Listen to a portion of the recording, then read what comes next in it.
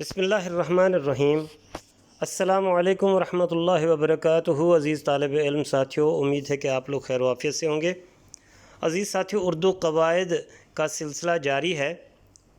ہم تشبیہ، استعارہ، مجاز مرسل کی تعریف اور مثالوں کے ساتھ وضاحت اپنی گزشتہ ویڈیوز میں پیش کر چکے ہیں۔ آج کی اس ویڈیو میں ہمارا موضوع ہے کنایہ۔ کنایہ کی تعریف اور مثالوں کے ساتھ وضاحت آج پیش کی جائے گی، تو اس ویڈیو کو غور سے دیکھیے اور اس موضوع کو سمجھنے کی کوشش کیجیے۔ ہم اپنے موضوع کا آغاز کرتے ہیں۔ کنایہ۔ کنایہ کہتے کسے ہیں؟ کنایہ کے لغوی معنی، یعنی لغت میں اس کے جو معنی موجود ہیں وہ ہیں چھپی ہوئی بات کرنے کے، اشارتاً بات کرنا، اشارہ کر دینا اور واضح طور پر نہ کہنا، چھپی ہوئی بات کرنے کے ہیں اس کے لغوی معنی۔ اصطلاح میں کنایہ ایسے لفظ یا لفظوں کے ایسے مجموعے کو کہا جاتا ہے جو مجازی یا غیر حقیقی معنوں کے لیے استعمال کیے جائیں۔ یعنی ایک تو لفظ ہے، اس کا ریئل معنی جو حقیقی معنی نکل رہا ہے، ایک ہے اس کا الٹ معنی، ایک ہے اس کا مجازی معنی، غیر حقیقی اس کو کہتے ہیں۔ تو ایک ایسا مجموعہ لفظوں کا جو مجازی یا غیر حقیقی معنوں کے لیے استعمال کیا جائے۔ تو کنایہ کے مجازی معنی جو ہیں وہ لغوی معنی سے کچھ نہ کچھ تعلق ضرور رکھتے ہیں، مگر یہ تعلق تشبیہ کا تعلق نہیں ہوتا۔ اس کو دوسرے الفاظ میں ہم یوں سمجھتے ہیں کہ علم بیان کی روح سے یہ وہ کلمہ ہوتا ہے جس کے معنی مبہم اور پوشیدہ ہوں، یعنی بالکل چھپے ہوئے ہوں۔ ان کا سمجھنا کسی قرینے کا محتاج ہو، طریقے کے مطابق اس کو سمجھا جائے، کوئی قاعدہ ہو، کوئی ضابطہ ہو، اصول ہو، تاکہ ان کو سمجھا جائے، ان الفاظ کے معنی کو۔ وہ اپنے حقیقی معنوں کی بجائے، یعنی کنایہ جو ہے اپنے حقیقی معنوں کی بجائے مجازی معنوں میں اس طرح استعمال ہو کہ اس کے حقیقی معنی بھی مراد لیے جا سکتے ہوں۔ یعنی بولنے والا ایک لفظ بول کر اس کے مجازی معنوں کی طرف اشارہ کر دے گا، لیکن اس کے حقیقی معنی مراد لینا بھی غلط نہ ہوگا۔ یعنی حقیقی معنی بھی لیے جا سکتے ہیں مگر اس کے مجازی معنی ہی مراد لیے جاتے ہیں، اور ان دونوں میں تعلق تو ہے مگر وہ تعلق تشبیہ کا تعلق نہیں ہوتا۔ تشبیہ میں کیا پڑھا تھا ہم نے کہ کسی چیز کو خصوصیت کی بنا پر دوسری چیز سے ملا دینا۔ بچے میں اگر خوبصورتی دیکھی تو اس کو چاند سے ملا دیا، اگر لبوں میں نزاکت دیکھی تو اس کو پھول کی پنکھڑی سے ملا دیا۔ تو یہاں پہ بالکل الگ ہی بات ہے، الگ ہی موضوع ہے کہ کنایہ ایسی بات کو کہا جاتا ہے کہ جس کے یعنی وہ الفاظ کا مجموعہ جو اپنے مجازی معنوں میں استعمال ہوتا ہے، اور ان دونوں معنوں میں، حقیقی معنی اور مجازی معنوں میں تعلق تو ہوتا ہے مگر وہ تعلق تشبیہ کا تعلق نہیں ہوتا۔ ہاں یہ ضرور ہے کہ بولنے والا ایک لفظ بول کر اس کے مجازی معنی مراد لیتا ہے، مجازی معنوں کی طرف اشارہ کر دیتا ہے، لیکن یہاں پر اس کے حقیقی معنی بھی لیے جا سکتے ہیں۔ ان کو ہم سمجھتے ہیں ذرا مثالوں کی مدد سے۔ مثالوں کی طرف آئیے۔ کنایہ کی چند مثالیں، یہ نثری مثالیں ہیں۔ اس کو کالے نے کاٹا، تو کالا کوبرا سانپ ہوتا ہے، شیش ناگ بھی جسے کہا جاتا ہے۔ تو کالا یہاں پر سانپ کا کنایہ ہے۔ اس کو کالے نے کاٹا یعنی سانپ نے کاٹ لیا، کوبرا سانپ نے کاٹ لیا، کوبرا ناگ نے۔ اسی طرح بیٹے کو عرصے بعد دیکھ کر ماں کا کلیجہ ٹھنڈا ہو گیا، اپنے بیٹے کو دیکھ کر ماں کا کلیجہ ٹھنڈا ہو گیا۔ جس طرح کہتے ہیں کلیجے میں ٹھنڈ سی پڑ گئی ہے، تو کلیجہ ٹھنڈا ہو جانا یا کلیجے میں ٹھنڈ پڑ جانا، یہ دراصل کنایہ ہے۔ کس کا؟ خوشی کا، راحت کا، سکون کا، مسرت کا۔ ٹھیک ہے نا؟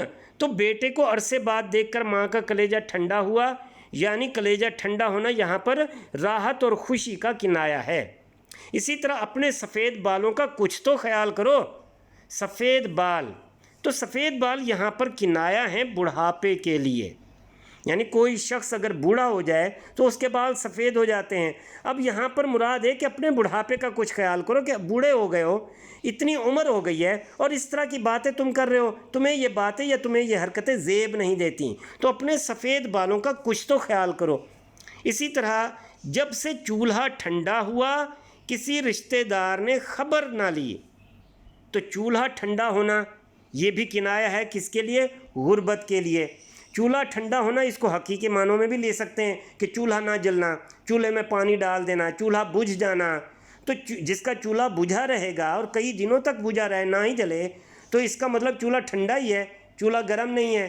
تو اس کا مطلب کیا ہوا کہ کوئی چیز پکی نہیں ہے، اور کوئی چیز کیوں نہیں پکی؟ کیونکہ غربت ہے۔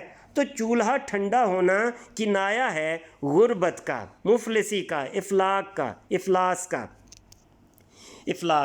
جی اسی طرح اگلی مثال دیکھیے، وہ بڑا تنگ دل ہے۔ تنگ دل، تو تنگ دل گھٹیا اور کنجوس آدمی کے لیے کنایا ہے۔ تنگ دل ہے، تنگ دل کنجوس آدمی کے لیے کنایا ہے۔ اسی طرح زید کو آپ نے بڑا سر پر چڑھا رکھا ہے، تو سر پر چڑھانا یہاں کنایا ہے زید کے بگڑنے یا بگاڑنے کا۔ سر پر چڑھا رکھا ہے یعنی اس کو بڑا بگاڑ دیا آپ نے۔ تو سر پر چڑھانا مطلب کسی چیز کو اگر سر پر بٹھا لیا جائے، فزیکلی جسمانی طور پر اگر کندھوں پر بھی بٹھا دیا جائے تو وہ ایک طرح سے بوجھ اور تکلیف کا باعث بھی بن جاتا ہے۔ تو زید کو آپ نے سر پر چڑھا رکھا ہے، سر پر چڑھانا یہاں پر کنایا ہے زید کے بگاڑنے کا۔ ٹھیک ہے جی، اسی طرح آگے چلتے ہیں تو کنائے کی چند شعری مثالیں بھی ہیں اشعار کے ذریعے سے، تو وہ بھی ذرا سمجھ لیجئے کہ چھیڑتی ہیں کبھی لب کو کبھی رخساروں کو، چھیڑتی ہیں کبھی لب کو کبھی رخساروں کو، تو نے زلفوں کو بہت سر پہ چڑھا رکھا ہے۔ تو نے زلفوں کو بہت سر پہ چڑھا رکھا ہے یعنی زلفیں، یہ اب شاعرانہ باتیں ہیں، تو اس میں جو ہے نا سر پر چڑھانا یعنی بگاڑ دینا۔ آگے دیکھتے ہیں، ساقی وہ دے ہمیں کہ ہوں جس کے سبب بہم، محفل میں آب و آتش و خورشید ایک جا۔ اب یہ دوسرا مصرع دیکھیے، آب و آتش و خورشید، یہ جو صفات ہیں، خصوصیات ہیں، یہ دراصل شراب کی سمجھی جاتی ہیں، لیکن ان کو اگر الگ الگ کریں تب بھی جو ہے نا یہ آب پانی کے معنوں میں بھی آتا ہے اور چمک کے معنوں میں بھی آتا ہے۔ اسی طرح آتش آگ کے معنوں میں بھی آتا ہے، اور اسی طرح خورشید سورج کے معنوں میں بھی آتا ہے۔ تو یہ سارا مطلب ہے کہ اس میں جو کنایا کے الفاظ ہیں وہ آب و آتش و خورشید کا شراب میں استعمال ہونا ہے، کہ جہاں ایسی چیزیں اکٹھی ہوں کہ آب بھی ہو، آتش بھی ہو، خورشید بھی ہو، وہ چیز ساقی سے کہی جا رہی ہے کہ وہ چیز ہمیں دو، ساقی وہ دے ہمیں کہ ہوں جس کے سبب بہم ساری چیزیں اکٹھی ہو جائیں، آب بھی، آتش بھی اور خورشید بھی۔ اگلا شعر دیکھیں، زندگی کی کیا رہی باقی امید، ہو گئے موئے سیاہ موئے سفید۔ زندگی کی کیا رہی باقی امید، ہو گئے موئے سیاہ موئے سفید۔ اب دیکھیں اس میں منہ کہتے ہیں بال کو، موئے سیاہ یعنی سفید بال، سیاہ بال، موئے سیاہ سیاہ بال، کالے بال یعنی جوانی کی بات ہو رہی ہے، اور موئے سفید سفید بال یعنی بڑھاپا مراد لیا جا رہا ہے۔ تو یہاں پر دیکھیں کہ جب سیاہ بال یعنی جب جوانی تھی تو بال کالے تھے، تو یعنی ہمارے کالے بال جو ہیں وہ اب سفید ہو چلے ہیں، تو اب زندگی کی کیا امید باقی رہی ہے۔ ٹھیک ہے جی، تو یہ کنایا ہے کہ جس میں بات خفیہ طور پر چھپے ہوئے طریقے سے یا پوشیدہ طور پر یا مبہم انداز میں کی جاتی ہے۔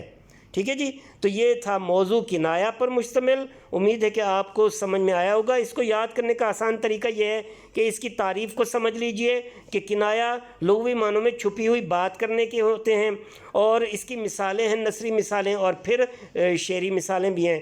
تو بہت آسان سا موضوع ہے، امید ہے کہ آپ کو سمجھ میں آیا ہوگا۔